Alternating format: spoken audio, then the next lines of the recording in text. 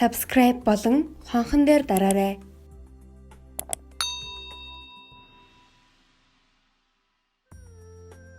Манай сургуулийнхан 4-р хэсэг. Миний хүү саяхан доной тайжийн хамжлаг байж хорвоог 2 давааны дундах газар гэж бодож байсан муу ёндонгийн хүү бичиг уншиж байна гээд балдан тэврэн авч магнай дээр нь үнснэ. Альвэ хүүгээ би харъя гэж босож инээмсэглэн зогсож байгаа балданг тал бүрээс нь баяртайгаар харж байгаад одоо манай нутгийнхан миний хүүг бичээч балдан гэж нэрлээд л бичиг номоо уншуулах гэж олоноор ирэндээ гээд учир таймгийн инээснээ бид нар руу харж та нар бас уншиж чадах уу гэж асуулаа. Бид зэрэг уншиж чадна гэж хэлснээр барахгүй зарим маань өндөр дуугаар ном уншиж өгсөнд өвгөн гайхан сэтгэл татсан сайхан инээмсэглэлээр инээмсэглэн зогсож байснаа. Ийм олон бичээч гэж мөн байдгаа гэж хашгиран бид бүхнийг ширүүн сахалтай хошуугаараа үнэртэн үнснэ.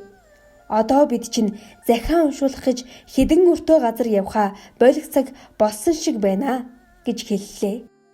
Дараа нь бид үздэг хичээл уншдаг номоо булаалан ярьсанд ёндонгой ямар нэгэн ёр бусын боловч эдгээс аргагүй зүйл сонсож байгаа мэд заримдаа гайхан толгоогоо сэжлэн заримдаа итгэл гэрэлцэн гэнэн сэтгэлээр инээмсэглэж байлаа.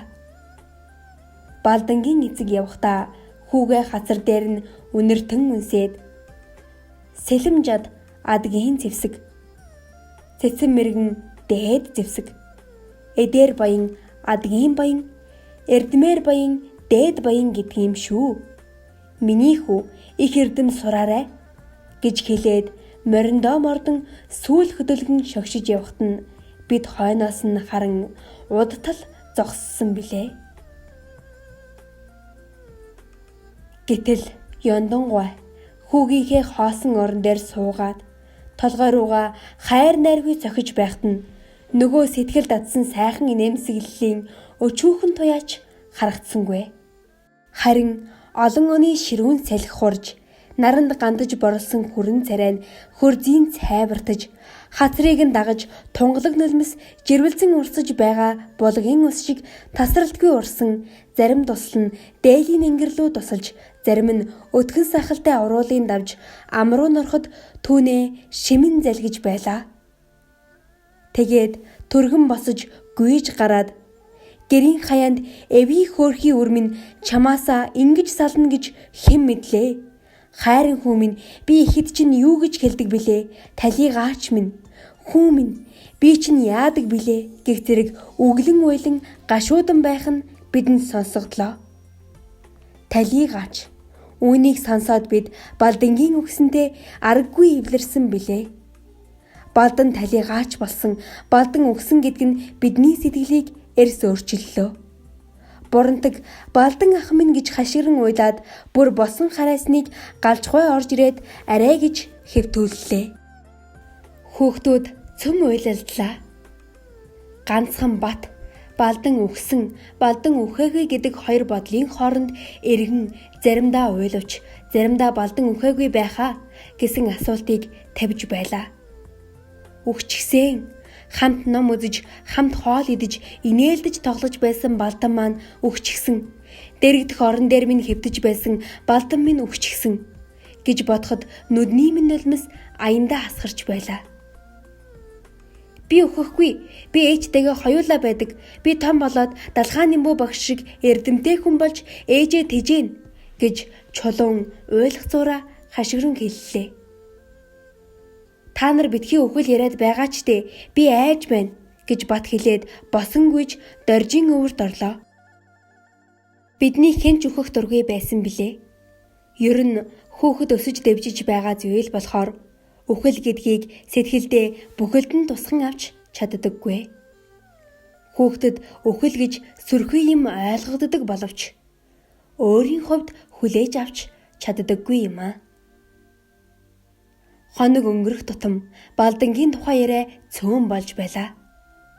Бас биеийн байдал улам муудаж, чадал тамир улам доройтож байлаа. Биеийн байдал улам муудах тутам босгосон, тоглосон гэж бодогдоод амьдрахын оргилсон шунал оволцож арчаагүй байгаадаа бачимдан уйлж байлаа. Хажуудаа хэвтэж байгаа бурандхийг харахад аймаар амтан болоод байлаа. Сайрцсан бор хацартай боож гисэн махлаг бурандхийн царай нь цайвар болж нүд нь цааш ширгэн үсэн ширэлдэж турах тусам нь битгтэй гидсэн улам том болж байсан тул харахад нүд халтирдаг байлаа. Нэг өглөө унтсан унтаагүй хоёрын хооронд хэвтэж байтал чулуун "Би хаглуулахгүй, Далхаа Нимбо багш минь үгүй гэж гэр дүүрэн хашгиран хэллээ. Би анхандаа түүнийг дэмэрч байна гэж бодлоо. Гэтэл толгой дээр минь хүмүүс ярилцах шиг боллоо. Би толгоогоо хүчлэн хөдөлгөж хараад цочин өндийлөө. Гэрт 3 хүн орж ирээд зогсож байлаа. Тэдний нэг нь Далхаа Нимбо багш, нөгөө хоёр нь үл таних хүн байлаа. Хоёулаа яг адил цагаан хувцастай бөгөөд нэг нь эрэгтэй монгол хүн, нөгөө нь эмэгтэй орос хүн байлаа. Хүүхдүүдийн босож чадах нь босож, өндийж чадах нь өндийлөө. Чулуун хөнжлөө нөмрөн гарч зүхтаах гэснийг Далхаа Нимбо багш барьж аргадан орон дээр нь суулгалаа. Харин бурандаг хөдлөгчгүй дээш харан хэвтэж байлаа. Цагаан хувцастай орос хүүхэн биднийг гайхан харж байснаа инээмсэглээд хэдэн үг хэллээ. Би юу хэлснийг ойлгосонгүй.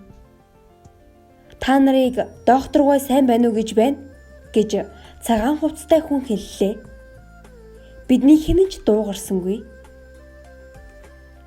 Тэр доктор хөдөлж миний толгой гэлсэнд би зочин дав хийлээ. Доктор дав хийснийг мэдээд над руу харан толгоогоо сэжлэн нэмсэглэж "Ай яя" гэж хэлээд доржийн орны дэргэд очлоо. "Та биднийг хагалахгүй юу? Аль эсвэл хагалах уу?" гэж бат асуусныг докторт нөгөө цагаан хувцастай хүн орсоор хэлж өглөө. Доктор тачигнтал инээснээ шууд явж батын дэргэд очиод түүний толгой гэлэн орсоор нилээд олон үг хэллээ. "Чамайг ийм том хүн байж орон дээрээ нүцгэн сууж байдаг ямар ичгэвтэртэй юм бэ? Одоо бушуухан орондоо ороод хэвт" гэж доктор хэлж байна гэж батад нөгөө цагаан хувцастай эрэгтэй хүн хэллээ. Докторын энэ үгэнд бат баахан зовсон бололтой хөнжлөө нөмрөн хэвтлээ. Бас бидний зарим маань хэвтэцгээлээ. Гэвч бидний нүд доктороос салсангүй. Доктор өврөөсөө 2 талдаа бүдгүүн асартай тоглоом шиг хөөрхөн гялгар төмөр гаргаж ирээд түүнээ батад үзүүлэн дохиж байгаад юм хэллээ. Доктор чамайг үүгээрээ чагнаж үзээд дараа нь хагалахгүй юу, аль эсвэл хагалах уу гэдгээ хэлж өгнө гэж байна гэж бас нөгөө цагаан хувцастай эрэгтэй хүн хэллээ. Бат инээмсэглэн тэр гялгар эмийг барьж үзлээ. Доктор бас инээмсэглэн батыг ажиглан харж байлаа. Тэгээд дараа нь батыг үзэж эхэллээ. Харин хагалсанчгүй, огтолсончгүй батыг үзэж дуусаад доржийг үзэхэд дорж эсэргүүцсэнгүй. Гэтэл гадан шууган болон өнний мод дачигнан хавралдаг чимээ гараад хүүхдүүд бие биесээ дуудалцсан байх нь бидэнд тодорхой сонсогдлоо. Үүд дуугарч эрдэн сандран орж ирээд багшийн дэргэд очсноо. "Багшаа, хүүхдүүд гэртээ харах гэж байна. Гэрээ нураагаад нэг үн бариад явах гэж байна" гэж амьсгаадан хэлэхэд Далхаа Нимбо багш хариу үг дуугарсангүй гүйн гарлаа. "Та нар чинь юу болж байгаа юм бэ?" гэж Далхаа Нимбо багшийн хашгиран хэлэхдээ бидэнд сонсогдлоо. "Бид докторт үзүүлэхгүй. Багш минь докторыг буцаагаач" гэж хүүхдүүд ам амандаа хашгирэхдээ бидэнд сонсогдож байлаа. Хүүхдүүд ярьж байснараа тарж явах болсон бололтой. Бас тэд нар гэрээ буулгаж тус бүр нэг үн авсан бололтой. "Үнэ буцааж тавьцгаа. Одоо буцааж гэрээ барьцгаа. Бушуул" гэж далгааны муу багш хэлснэ. Зарим хүүхдүүдийг нэрлэн дуудаж байгаа нь бидэнд сонсогдлоо. Гадаа ярьж байгаа өгнүүдийг цагаан хувцастай эрэгтэй хүн докторт хэлж өгөх бололтой. Докторын царай хувиран саяхан нүүрэнд нь тодорч байсан инээдэм орц зураггүй алга боллоо. Доржийн орон дээрээс босоод чагнуура түрхэн ивхэж өөртөллөө. Тэгээд өөдрөө явах гэтэл нь өмнөөс нь ууртай багш орж ирлээ. Их муухай юм болж байна. Докторыг явуулж ил үгүй бол бид явна гэж байна. Энэ лав их хэрэг гарах байх. Эднэр бол зэрлэг, бүдүүлэг хүүхдүүд. Докторыг яаж ч магад. Тусыг усаар гихчин болж байхад эднэрийг эмчлэх хийсний хэрэг юу байх вүлээ гэж ууртай багшийн хэлснийг цагаан хувцастай эрэгтэй хүн докторт хэлж өглөө. Доктор бодол болон ууртай багшийг ширтэж байснаа бид нарыг эргүүлэн харлаа. Тэгээд ууртай багш руу ихтлэн харж "Тэгээ та намайг яах хэрэгтэй гэж байгаа юм бэ?" гэж асуусныг цагаан хувцастай эрэгтэй хүн орчуулж өглөө. "Нэгэнд ийм юм болсон хойно ботсон ч яадаг юм" гэж ууртай багш их л сэтгэл догдолсон бололтой хэллээ. Нэм багш маань зөвхөн бидний төлөө, бид нарыг хаглуулах, огтлуулахгүй төлөө ингэж яваа юм шүү дээ гэж бодоход нэм багшаа өрөвдөж түүнийг хайрлаж байлаа. "Юу ч болсон би явахгүй. Би өөрөө ярина" гэж доктор цагаан хувцастай хүнээр дамжуулан хэлээд шууд гэрээс гарлаа. Түүний хойноос цагаан хувцастай эрэгтэй хүн дагалдан гарлаа. Нэм багш маань дуугийн хэсэг зогсноо бид нар руу хандаж бараг шивгэнэн "Хайрцаг дүүрэн хутгатаа ирсэн шүү" гэж хэлээд гарлаа. Доктор эрүүл хүүхдүүдтэй юу гэж ярьсныг бид мэдсэнгүй. Харин эрүүл хүүхдүүд явхаа болсон бололтой. Удсанчгүй доктор нөгөө цагаан хувцастай эрэгтэй хүн хоёр буцаж ирээд хүүхдүүдийг үзлээ. Чулуун үзүүлэхгүй гэж оролцсон боловч доктор цагаан хувцастай хүн хоёр зэрэг ятгаж байгааг үзлээ. Сүрэн "Намайг битгий хаглаарай" гэж дахин гуйж уйлан чичирч байгаад үзүүллээ. Ингээд Бурантаг бид хоёр үлдсэн билээ. Бурантаг энэ бүх явдал болж байхад хөдөлсөнчгүй, дуугарсанчгүй, хуучин хэвээрээ дээш харан хэвцээр л байлаа. Доктор миний орон дээр суугаад над руу ажиглан харлаа. Би ч нүд завчилгүй ширцээр байлаа. Хүнжлийн минь сөхөж нөгөө батад үзүүлдэг юмаа хинхдэг дээр тавин хэсэг чагнаж байгаад гидсийг минь дарж тоншиж үзлээ. Бас хөлийг минь гаргаж ажиглан харлаа. Бусад хүүхдүүдийг энэ мэт үдсэн боловч хагалж огтлоогүй болохоор би доктороос их айсангүй. Гэвч аль нэгэн талаасаа хурц хутга гаргаж ирээд махыг минь огтлон хагалж магад гэж бодоод хөдлөх бүрийг нь наривчлан ажиглаж байлаа. Доктор хажуудаа зогсож байсан цагаан хувцастай эрэгтэй хүнд хэдэн үг хэллээ. "Би чинь ямар байна" гэж тэр хүн надаас асуусанд би түүний асуултанд хариулахын оронд "Аха, та хошуу руу явбал замд чинь нэг уул бий. Түүний ингэр дээр манайх байдгийм. Тэнд очиод манайханд намайг өвдөд хэвтэж байна гэж хэлээрэй" гэд өөрийн ирэхгүй уйллаа. Тэр хүн миний гуйлтад хариу өгсөнгүй. Харин миний үгийг докторт хэлж өглөө. Доктор анхааралтай сонсож байснаа инээмсэглээд ярьсан хүнжлийг минь татаж хужих зуур зөөлөн дуугаар нилээд үг хэллээ. Бодохгүй эдгрээд сургуулаа тарах дээр хархийн хооронд "Гэртээ тийм юм хэлүүлээд яах юм бэ" гэж доктор чамд хэлж байна гэж эрэгтэй хүн хэлээд инээмсэглэхэд доктор ч инээмсэглэж миний гар дээр аяархан алгадаж байлаа. Гэвч би инээсэнгүй. Намайг энэ доктор ингэж байгаад хагалч ч магад, огтолч ч магад шүү дээ гэж бодогдож байлаа. Намайг үзэж дуусаад Дэрэгдээс минь босоход би юу ч л гэсэн энэ удаа намайг хаглахгүй нь бололтой гэж бодоод сэтгэл тайвшран инээмсэглэлээ. Доктор Бурантгийн дэргэд очиод орон дээр нь суудал Бурандаг урдаас нь ухасхийн босож "Би чамаар үзүүлэхгүй. Чи зайл. Чамаас айж байна. Ээжээ, аава, ууртай багшаа, үүнийг хараач" гэж хашгираад докторыг зангидсан гараараа ээлжлэн цохилоо. Доктор инээж түүний гарыг барьж авахыг оролдсон боловч чадсангүй. Бурантаг дэрэн дороо байсан төмөр сэрээгээр докторын нүүр рүү зогсонд нүдний дээд завхт арилдаж оглороод шанааг нь дагаж ухаан ягаан цус дуслан урсаж эхэллээ. Цус гожиж байгаагаа анзаарсангүй. Харин инээмсэглэн ноцолдож байгаа Бурантгийг тэрч авлаа. "Чи яв, би үзүүлэхгүй, огтлуулахгүй" гэж докторын тэрвэрлтээс гарах гэж бүхий чадлаараа ноцолдон хүчилж байлаа.